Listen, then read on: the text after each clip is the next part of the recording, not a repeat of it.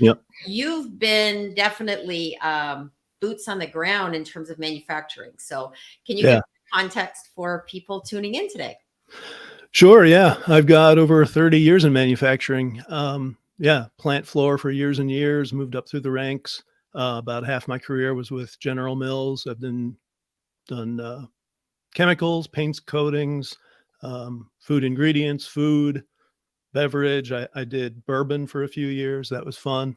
So I've seen a lot of things in my own career. And then 5 years ago, got the opportunity to start writing about manufacturing with Forbes. And so then, I've seen all these cool things, but you only ever see, a tiny little bit, one person in the whole manufacturing realm. And so now with the over 250 stories I've written for Forbes, I've gotten to delve into every corner of manufacturing. So I don't think there's anyone out there who knows the broad swath of manufacturing as well as I do. I love that. More people need to step into that power and own it and say, this is what I'm really good at. For me, that's one thing I'm learning, and I work with my clients and I'm trying to embrace that more and say, you know what, no one has an understanding of the media and manufacturing like I do, because I've been in mainstream media. I've also been on the union side. I've been on the management side. I've run my own business. So it really gives me that broader perspective. And I love when I hear people like yourself embracing their power as well. So I do want to welcome, we do have a listener, watcher out there. This is Katie, the manufacturing hype girl. Hello, Katie. Katie is someone I know. I don't know if you know her, but if she's not following you, I hope she does, because Katie and I met through online networking. We have met in person. So this is what's starting to happen now, is starting to meet with people in person that I've met. Because of a lot had to do with because of COVID as well. Sure. Yeah. Online. So I will say, anyone with the tagline, the manufacturing hype girl, I want to be connected with. So Katie, shoot me a connection on LinkedIn, and love to connect with you. And I know you will have much in common and much to talk about and share. So yes, I'm looking forward to that, that you both connect. So lead into the show. A lot of times I come on and I'm generally a pretty upbeat, rah too, like Katie, want to like, how can we embrace the world of manufacturing and celebrate what's happening? But I did say too, that there's, stormy waters. There's, as much as we want to believe, we hear a lot of stories about, large investments into EV plants. We're hearing about, how important manufacturing is.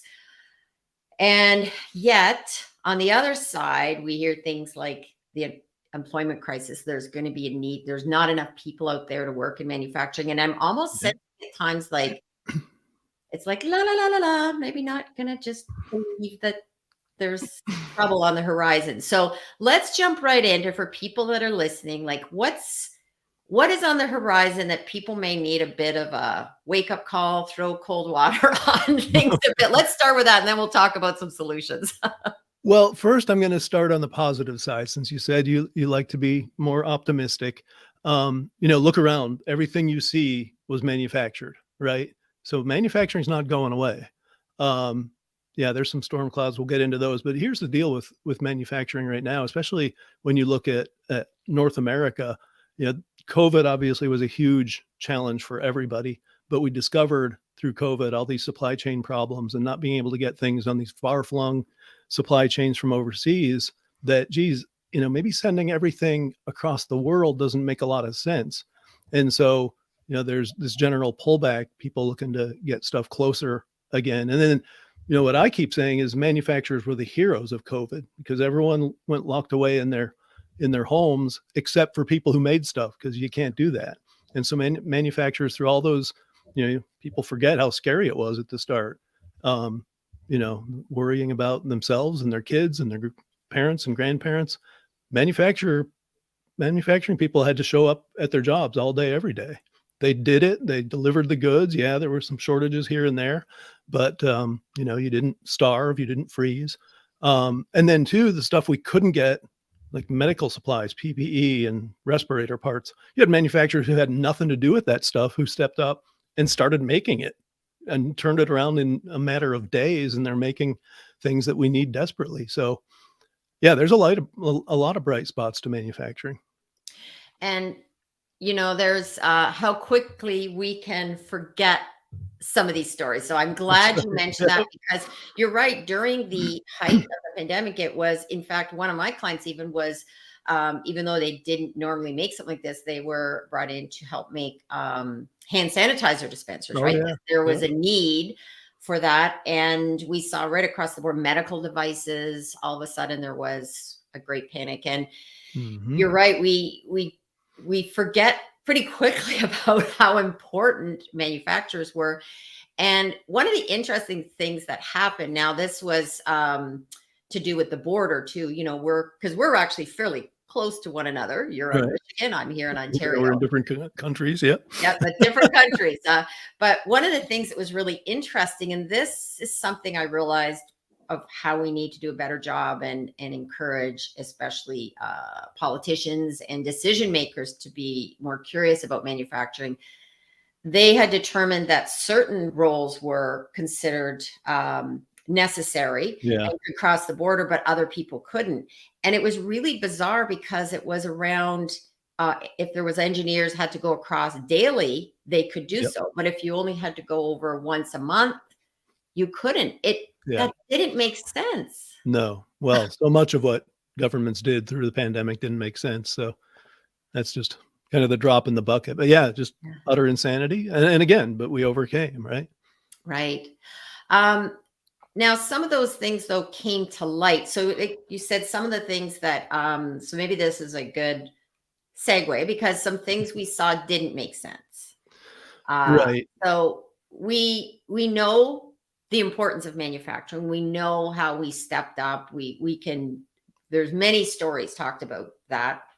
We need to go back and definitely remind people of that. But let's talk about what now is on the horizon, because this is one thing with curious minds. I mean, there's lots of stories talking about the rah. I think we need to pull back the curtain a bit and look at what else is happening, and what are those storms that could be ahead. I think let's dive into that. And then because some people may not have connected the dots. I myself have been someone that trying to work on that to Mhm. better understand, because you hear stories in the media, mainstream media, we hear a lot of more one side. So Oh yeah. over to you, The Jim, narrative. to Yeah. give that bigger picture perspective. Okay. Well, so let's segue, like you said, from the pandemic. A couple of the negative impacts that really stand out are, number one, governments printed money and poured it into the economy. And, that was great in the time where people were staying home. A lot of people couldn't work. They got the assistance. But that drove what was already going to be pretty staggering inflation, drove it higher. And that's going to be with us for a long time. We talk about central banks raising rates, and they're kind of fighting against this gale of, sorry to use that name. Okay. I am a gale force wind. It's Right, yes. So you get it. Yeah. This gale of continued government insane spending is just gonna continue to drive prices up, You just flood the system with money, and that's what happens. And so manufacturers are certainly feeling the pain like everyone else there. Everything from raw materials to wages, uh, is just making it extremely difficult, in a business where already margins tend to be pretty low.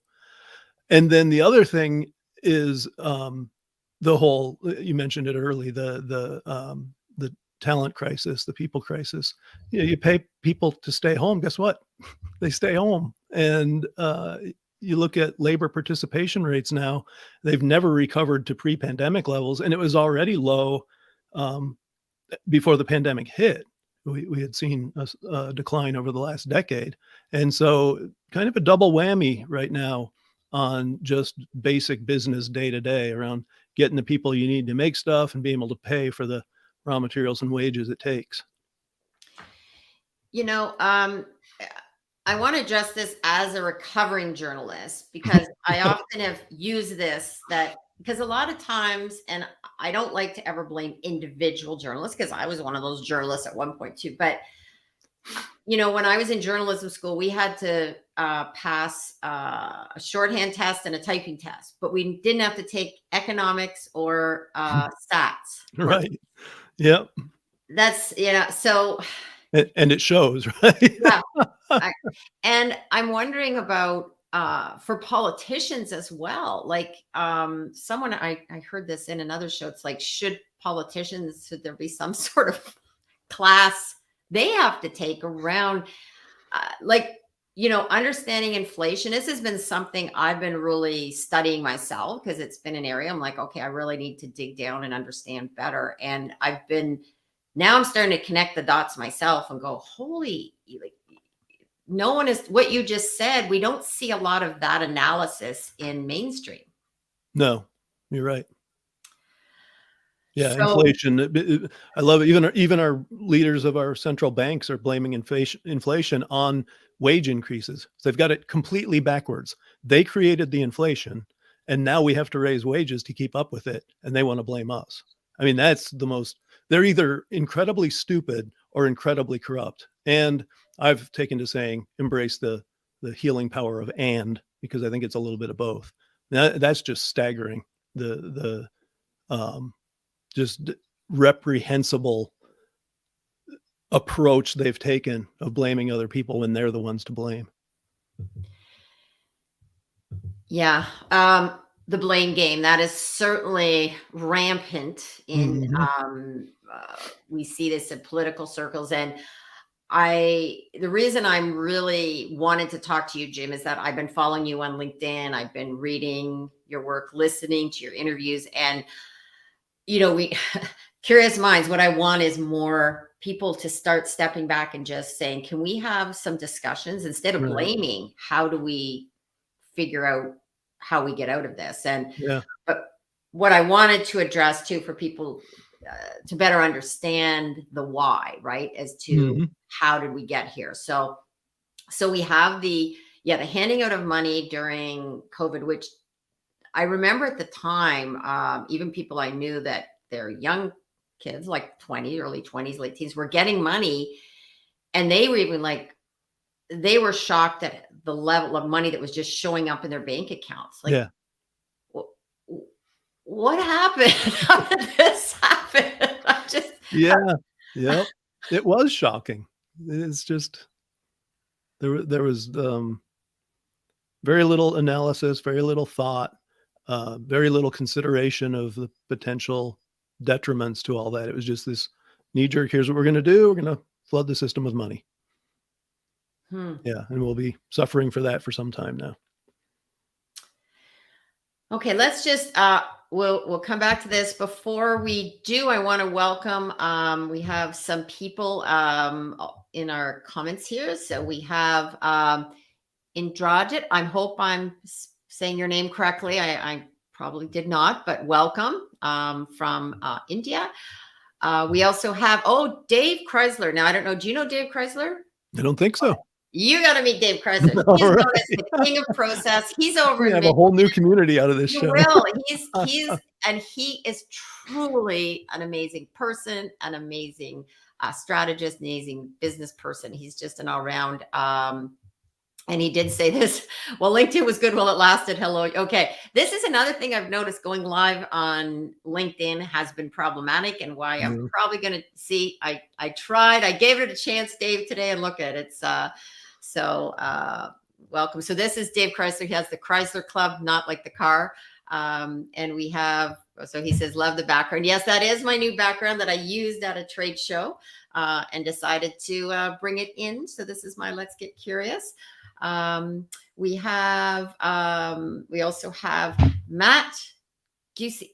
Matt, I'm going to pronounce your last name right. I'm just going to say Matt. So Cycling All-Stars here, and we should all go cycling and talk about this during a ride. Yes, we'll probably talk more about cycling. Yep. And I am a cyclist too, Matt. So yes, we need to. I think you should all come up to Canada. There's a big Ride Don't Hide event in support of mental health awareness, June 25th. Come on up. I'm planning on trying to do a 100-kilometer ride. This is my new goal, my stretch goal. So awesome. We have and we have Nicola. Hello, Nicola. So someone else I've met here through locally connecting as well as on LinkedIn. Refreshing to hear some truth and factual and logical dialogue. Well, thank you. I'm going to keep that comment, and yes, thank you, Nicola. So okay, so we had, and this is where people don't really understand. They thought that, and I often hear this said, well, they did the best they could. It was back in time. It was, there was a panic. But was it that, or was it more about, do we have to have a better understanding of how decisions are made at a political level to,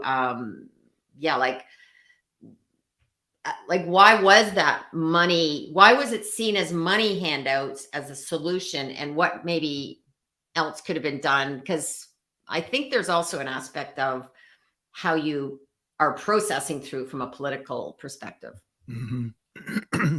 Yeah, I find it interesting that rights went out the window, and people say there was a panic. Well, who drove the panic? It was the people who were making all these decisions in a vacuum. The beauty of freedom is you have a bunch of people doing what they think is best. And if they fail, you learn from them. If they succeed, you learn from them. Here we had a bunch of self-appointed experts who decided what they knew was best, and no one else should even be able to speak about anything different. You think about the censorship that happened that we're only now really finding out the depth of. That's one of the reasons we failed so utterly, is we didn't have experimentation. We had single decisions, a narrative that everyone had to follow, and specific, over the top enforcement of just the most inane things, plowing under skate parks, arresting kayakers in the middle of a bay for not wearing a mask. I mean, it was just unbelievable. And you mentioned the whole thing about some people were essential and some people weren't. Talk about just the most ridiculous tyranny. And so for people to say they did the best they could, no, they didn't. The best they could would have been to maximize freedom, learn from what other people did, and follow that best path that was shown by the actual real world evidence. And we didn't do that. That's thank you for giving some context there to that. As I said, I'm a recovering journalist. I also come from a I love that term, by the way. Yes, because I put recovering in there for a reason, and I'm also, my background is such that I've always been someone I would say has leaned towards being, nonpartisan. And interestingly, I've been approached, I think, by just about every political party for someone from different political parties to help with the PR. So one of the things that I did early on during the pandemic was that I went deep into researching, and I'm on different platforms. So I didn't only listen to mainstream media. And I think one of the things that is now coming out is the issue of censorship. And, I've never been, since my days in journalism school, I've always thought censorship is a very dangerous road to go down. And you know what? Probably a year ago, it would have been very difficult to even have this type of discussion. We might have been, bounced off or vilified, and there still will be people, I'm sure, that pulled down in midstream. What's that? It would have been pulled down in midstream. Yeah. And I've always said, whenever you stop asking questions, or when you stop allowing people to ask questions, it gets into dangerous territory, because now there's information that's coming out that's now showing, one thing we can talk about that I find really interesting was the whole issue of, where did COVID come from? It wasn't from a lab, but if you said it was from a lab, people they attacked you. And so, so we don't want, I know we could talk about this, but the reason I wanted to bring this up is that it does impact what's happened in manufacturing, because if we look, we can't look at any issue in isolation. And I find that's what tends to happen. We look at things like as if they're separate. So handing out of money, how that impacts inflation, how that impacts the decisions we made around censorship, all can impact where we are when it comes to where we're going with manufacturing as well. So let's Yep. dive in next. This is another good time to talk about. There's certain topics now that also around the environment. Mhm. Anybody that follows me on LinkedIn knows that I've become very involved in like understanding more about plastics. But let's talk about maybe climate and the environment and fossil Yep. fuels and electric vehicles, because electric vehicles are big in the news. We just had, our government just gave federal subsidy of $13 billion to Volkswagen. So 13 billion to one very narrow sector. So over to you, Jim. Yeah, and then, I hate to be thankful for Canada outstripping Michigan, the state of Michigan, which just gave away a couple billion for its own battery plant over the objections of the people where the plant's going, with a large chunk of that money going to a company affiliated with the Chinese Communist Party. So, yeah, we've got problems across the board. And people may have been wondering, as we had that earlier discussion, what does this have to do with manufacturing? Well, what's the next realm of discussion where these same kinds of dynamics are in play? And it's those things you touched on. It's the environment, climate change, energy, EVs, all these things that now become part of that narrative. We haven't learned anything apparently around the government feeding us what they want us to believe. And it's hard to overcome that cacophony of the narrative around, climate change, for example. Does the climate change? Yeah, it did before we got here. It will long after we're gone. How much are we contributing to it? That's an honest debate that's not being allowed to happen in the open anyway. And then we're making these decisions just like we did with COVID. It's this one answer. We're going to rush to net zero by 2050, no matter what it takes, no matter what it costs, no matter what the other impacts are. And one of the impacts that you're already seeing in Europe and specifically in Germany is deindustrialization.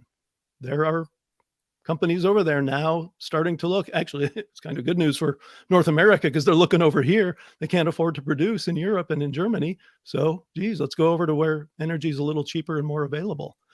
Could be another good short-term play for us. But unfortunately, we over here in North America are also following what the Europeans have done and pushing more and more renewables onto our grids and pushing EVs and shutting down fossil fuel plants.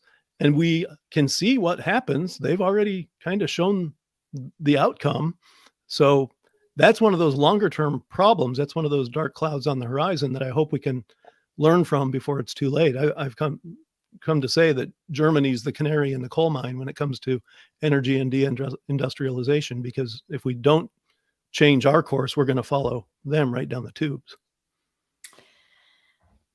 And I can't believe more manufacturing leaders aren't speaking up about this. Manufacturing in particular relies on affordable energy, reliable energy, and a lot of manufacturing has to have that 24/7, 365. For us to make our margins, we have to run all the time because we pay so much for our equipment. We've got to sweat those assets to make the money back. And when we start having brownouts and blackouts, we're quickly going to see our business model turned on its head. And then that's going to be more deindustrialization. Where does it go? To places like India and China, where they have more sane policies. You may not like that China's building a whole bunch of coal plants, but guess what? They're going to have reliable energy. Wow. Reliable energy. That is, that's something that I do have to say, I'm surprised about the manufacturing industry not speaking up on a few things. I mean, there's the looming, we're not going to have enough people. And, Yep. Just like I mentioned too, I'm shocked too when it comes to the world of plastics they're just allowing, I'm not allowing, they're speaking a little bit, but not to the degree fighting back on things like the banning of plastic bags and the banning of straws, right? Yeah. And I used to be honest, back in my days, way back, I would have thought, oh yeah, because I was caught up in the emotion of it, right? That plastic, because if you hear something over and over and over again, you start to believe it, that plastics are bad, and that you should go on your merry way. So it wasn't until I think I mentioned I interviewed Chris Diarman, and I looked into plastics is only 1% of overall waste. Like, that was shocking. And then Yep. it actually is more harmful to the environment to use paper straws and create them, like creating them. Plus, usually only they go out to mush. You don't usually get a second use out of them even. So, Right. yeah, that's been another surprise, that the overall, I haven't seen as much people speaking up. Or here's the other Right. interesting, as a journalist, is that how few journalists have reached out to interview someone like Chris Diarman, who has data and stats and it's spent thousands upon thousands of hours researching it. So your thoughts now that you're writing for Forbes, let's just, because I've sort of touched upon this from you're now moving into the journalism world. What are your thoughts on what's happening in that world of like how things are covered or not covered? Well, journalism overall is just a joke. It's unfortunate. The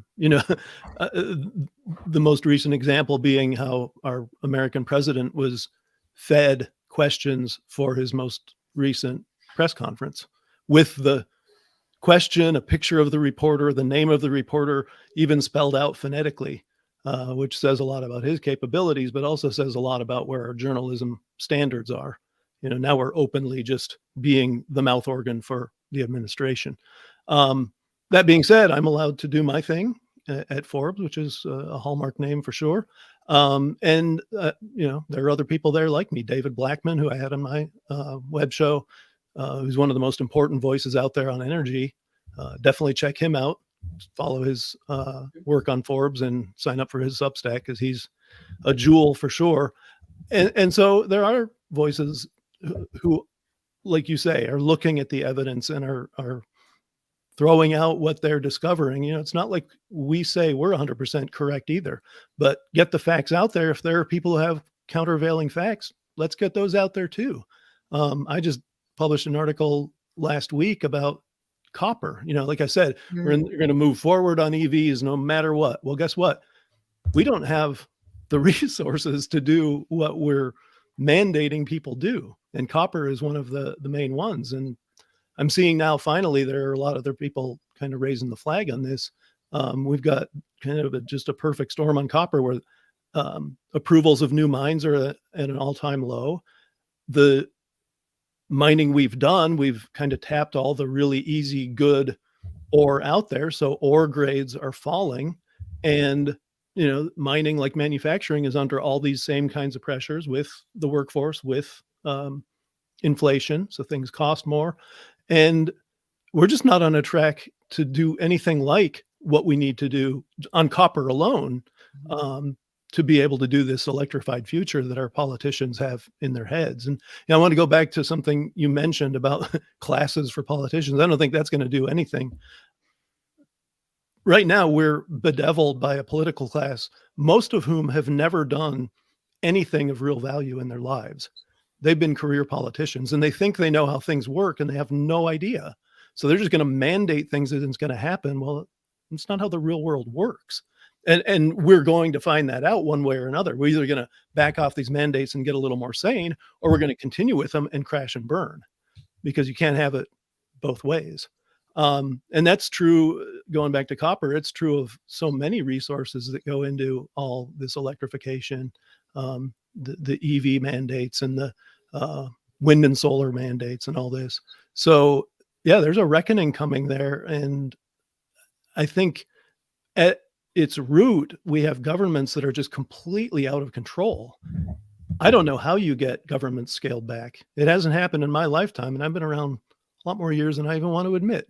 But we got to do it. That's the root cause of so many problems, is we have people who are mandating things, who are, thinking they're experts on everything we do, and they have no idea what they're talking about and what they're doing. I'm heartened, however. I went to the Rapid TCT show in Chicago this week, and you look around, this is 3D printing, a technology that's, 30, 35 years old, but is now just coming into its own. I was at the show 4 years ago. Now back this year, the progress is staggering. And you talk to the people who do this, and they're just utterly brilliant. These are the people who make things happen in the real world. These are the people who, I think, come a hell or high water, no matter what the politicians do, will find a way to get some sensible stuff done. So as depressing as all this other talk is, there are so many smart people out there who are going to continue to do the amazing work they're doing, that, that to me is the long-term bright spot. Well, I like that. Yes. We talked about this too. We have to have hope, I guess, and have to see firsthand some of that. And back to the idea of mandates, that's another thing I've always said, like, goes back to the censorship. Anytime you ban things, and on both sides, like, I'm not a big fan on whether the right or the left, whichever side of politics are doing this. Because I said, as soon as you ban something, and I have so many, we all have stories of someone says, you can't do something. I know you have a story about that, right? So does that make you want, oh, you're going to ban a book? Oh, now I want to.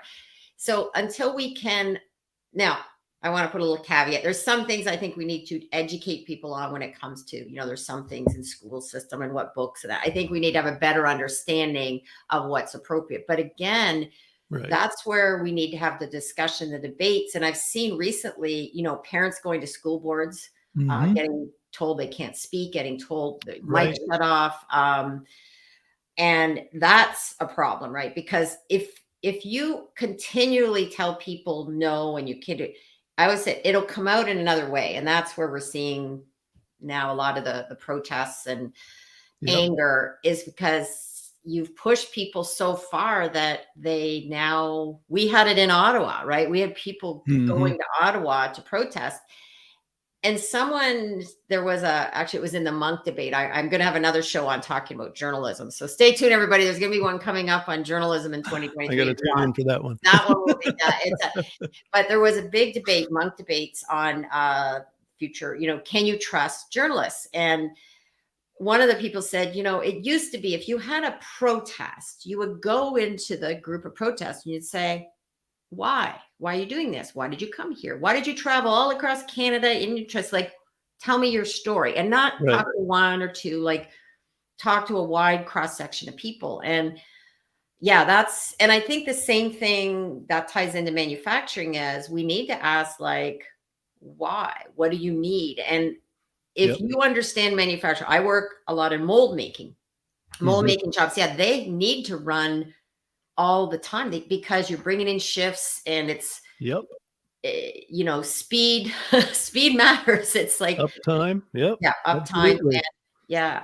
So the idea of, let's dig into the mandates when it comes to electric vehicles, because this is another thing that has puzzled me, and I've tried to understand this, so I keep asking different people about this. If you mandate that you have to buy an electric vehicle, I don't understand.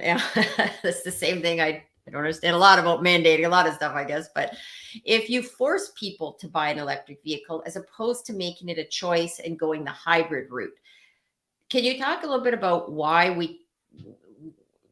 me, it doesn't make sense. Why wouldn't we just go hybrid and let's evolve into moving towards it, and then kind of doing the, try it out, see how. And that way, if you can't charge your car, you can at least put gas into it. Right. And you hit the nail on the head. It's having options. And we talked earlier about, when you leave people their freedom and they make their own decisions, then you can see who's succeeding and who's failing, and you can course adjust. The problem with mandates is, again, you've got people who really don't know how things work, decreeing what we're going to do. One answer for everybody, everywhere. I mean, it's stupid. It's plainly stupid. There's a guy named Patrick Anderson. I love his work. He's in Lansing, Michigan, runs Anderson Economic Group. You guys should follow him if you're at all interested in the EV topic, because his group has done amazing, again, fact gathering, analysis, putting their data out there, putting their information out there for discussion. Patrick is an EV owner. So, he can't be maligned as, yeah, you're just against EVs. No, he is not. He's a happy EV owner, but he also understands there are significant limitations to EVs that people should know about and should be able to make decisions about for themselves. And so he comes out against these mandates and against some of the crazy high-handed things the government's doing. EVs are a fine technology, and they're going to improve like every technology we've ever invented. Are they the answer for everyone everywhere? Absolutely not. Will they ever be? Probably not. So we should be developing a range of technologies. I think the hybrid solution that we have today is a very good one. I think hybrids are going to get much better. I actually interviewed a company recently that's working on a new type of rotary engine that's high efficiency, but also can, you know, get you the oomph you need to move the vehicle you want, but also reduce emissions and reduce consumption. And so, you couple that with an electric drivetrain with a hybrid, and you could have an absolutely phenomenal solution. The government's saying you can't do that. We're all going to go plug in EVs. That's utterly asinine. And then we talked about the resource constraints. So we're going to decree that we all have EVs. They're not zero emission vehicles like so many people claim. Almost everyone is relying on fossil fuel generation for what they're plugging into to charge their EVs. So they're not the environmental solution today. And then you look at a true analysis of the life cycle cost and emission impact of the EV. I read where it really doesn't get to par with an internal combustion engine vehicle till like 70,000 miles. Well, some of these EVs today aren't going to last 70,000 miles. And so they're a net negative. But to your point, Gail, you're not allowed to say that in a lot of outlets. Yeah. And that's what I guess I know that as a journalist, because I'm someone who wants to go, well, tell me why, just explain to me. And I was trying to maybe figure out, is it because, does it have to be this all or nothing? But I haven't found anything that says that it has to be the all or nothing. And there's a similarity between the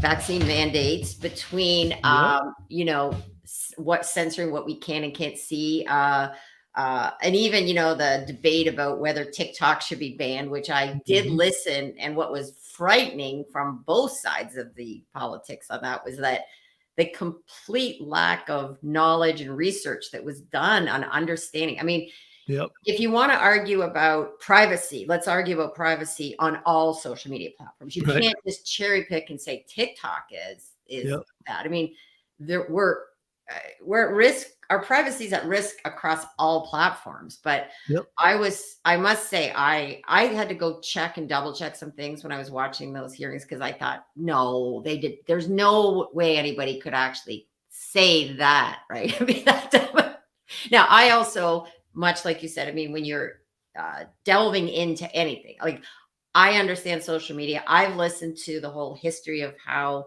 I listened to many sessions on podcasts, how TikTok came about. It's a fascinating platform and where it came from. And people don't understand. I mean, it's banned in China, right? Like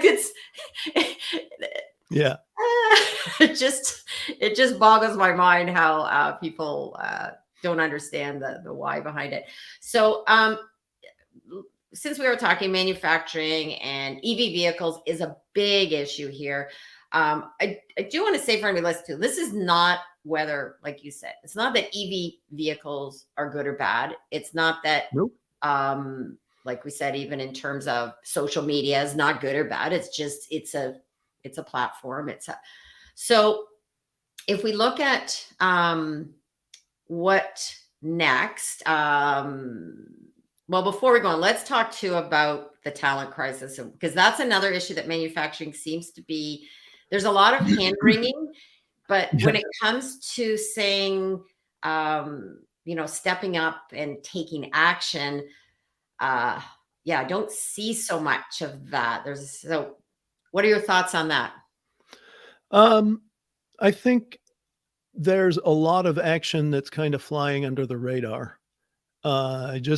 When I was at the show this week, the 3D printing show, I sat down with some of the folks from SME, was one of the groups that put that show on, formerly called the Society of Manufacturing Engineers. Now they're throwing their net a little wider to get beyond just engineers and get with everyone in manufacturing. So they just go by SME. And that's one of their main initiatives that they're working on is workforce development. So they're engaging with community colleges, with technical colleges, with four-year institutions and graduate colleges to help convey what modern manufacturing looks like to our young people. And there's still so many people who have this conception of manufacturing that it's, like the coal mines of old. It's dark and dirty and dangerous and just a horrible career. Well, I can tell you, been there a long time. It's a wonderful career. And so SME is helping get the word out there while they're also developing curricula to help train young people. And so you have pockets of things like that. Here in America, we have institutions called manufacturing extension partnerships in each state. They're doing similar work. In fact, they're also engaged with SME. And so there's a lot of things going on at the kind of the ground level. You don't hear a lot yet on a bigger, broader realm. And to me, that's okay. I mean, we spent the bulk of this show talking about the top-down mandates and how awful they are. I think if we had the federal government trying to drive this, it would be a even greater disaster in a few years. So I'm very heartened by the grassroots efforts. I would encourage anyone in manufacturing that if you're not actively engaged with your local schools, with people like SME and the MEPs, to also, kind of grow your own workforce, then you're falling down on the job. There's a company who we had some buddies at, Aaron's, makes snow blowers and lawnmowers over in Brillion, Wisconsin, near Green Bay. They saw the problem like 20 years ago, and they've partnered with their local school district. They now have instituted STEM education K to 12 and just done wonderful things in that community. And it's not just helped their own workforce, but it's developing that STEM know-how and kind of base for people to go on and be engineers or, manufacturing employees elsewhere. So they're not only kind of feathering their own nest, they're helping the people around them as well. And so I would encourage everyone, if you don't know how to do it, check out Aaron's Co. And they've got a great example on how you engage with the community to drive the education and create the workforce that you need. Jim, one of the things I have to say that I am most appreciate about you and why I know what you just said is why our paths have crossed, because as much as you are someone who is outspoken and can, at times critique what's happening, you're also ready to celebrate the good. And I think though that is really so valuable and why you are writing for Forbes and everything you're doing and your background, what you bring from manufacturing. And yes, I do want to say there is a lot of things that are happening, and I guess I just, I'm like, always like, okay, I want this to be now. Right. I want other people to break it wide open. Right. But Yep. I guess that's what we're doing, even on our podcast. And that's what I'm going to get to in future, talking about where media is going, because it is changing and evolving. And we're going to have more shows like, this, like yours. Yep. And if you look at even someone like Joe Rogan's podcast, how phenomenally popular it is, right? Yep. But I know you've had Jake Hall on your show, and he's done some manufacturing millennial. That's right. He's done amazing work with LinkedIn. I'm actually in a manufacturing champion group. I think I'm one of there's only a couple Canadians, so it's pretty exciting. We have Megan Ziemba, which is doing a lot. Right. We've got James Soto. There's so many people. I don't want to name too many, but even locally here in Canada, I'm on the board of Canadian Association of Mold Makers. So I'm, working with that group in terms of, helping to, we often talk about we're the people that make things. So it's, which I find is fascinating, because I never realized, you just looked at the end product, never realized someone has to make a tool to do that. I love that tagline. Yeah, that was one we've used. We actually have a cool video. I've got to get that promoted out more again. And we do have other organizations here too that are promoting apprenticeships. I know I have another clip that I did an interview at PT Expo where I interviewed a young woman who's in manufacturing, so under the apprenticeship program. And we have, I'm going to do a shout out here. We have a teacher here in the school system, Chuck Stoffel. So he wants to get a mold making class in the high school level. So yeah, there is change. And we just need to share more of those stories. Before we go further, I do want to welcome, we have Inger has come in, inspiration from Inger. She says, happy Friday, everyone. Sorry, I'm late. No problem. Inger is also known as a connection catalyst. She helps people, especially on LinkedIn in particular, as well as other social, to how to be your authentic, brand, develop your authentic brand voice. She also wrote that, yep, right, privacy is an issue all over. Yes, that is for sure. And we have Evan White saying, love SME. Now, do you know Evan? I do. Great okay. guy. Hello, yep. Evan. I don't know. I don't think I'm connected with Evan, so we'll have to connect up. Yeah, you two definitely need to connect. And then Inger said, that's awesome, Jim. Community is everything. Yes. Too true. Yep. Well Very said. true. And it is something that, as we're doing our shows too, we need to, I was looking through all the various people you've interviewed as well. So we're going to put up, before I forget, let me put that up. You have your Manufacturing Talks podcast is at jimvinoski.com. So I encourage people to go and check it out, because if you want to hear some interviews with people in the industry, this is where we're going, right? And so as we start to head towards our 1 hour point here, we want people to remember that there is hope, and as much as we can say there's stormy waters ahead and gale force winds, right?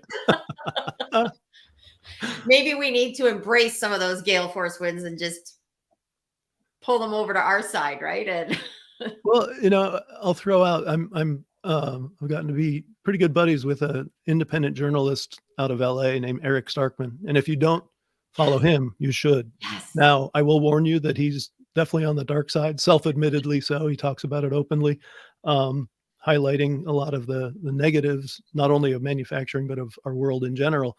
And he himself has commented about how positive my coverage is. Not that I don't get into, some of the challenges, like the copper article I just had, but read my article today about Certainty. Manufacturers have been around 125 years. They're owned by a company out of France that's been around over 350 years.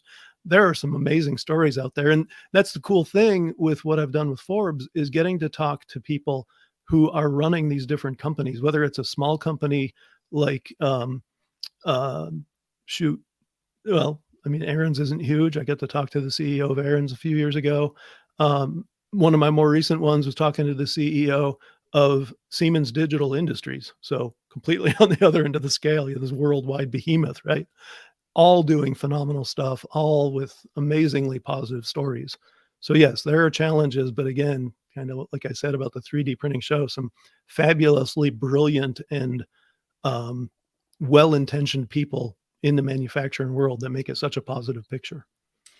Yeah. And I am a fan. I read Eric's content, and I think it's a good counterbalance sometimes to the rah side of some Mason. Absolutely. So I always go, that's the key with, keeping up on watching media, is that it's important that you not, like, if you only listen to him or watched him, that also may not be good. Like, you need to balance, and that's what I encourage, right? And that's why I said it, that because when you're curious and you start, okay, where else can let's hear another side of the story. And if we can encourage more of that, it would be helpful. And maybe I know I wanted to get into more of this, but I think that'll be maybe a topic. I think maybe we'll talk another time, or I'll talk about the whole EV, because there is also if there's more to talk about, Gail, you just come on my show and we'll continue the discussion. I would, we can talk about, maybe the journalism side of things. Maybe I'll talk about media, cool. And I can interview you about your world, or former world, as you're recovering journalist.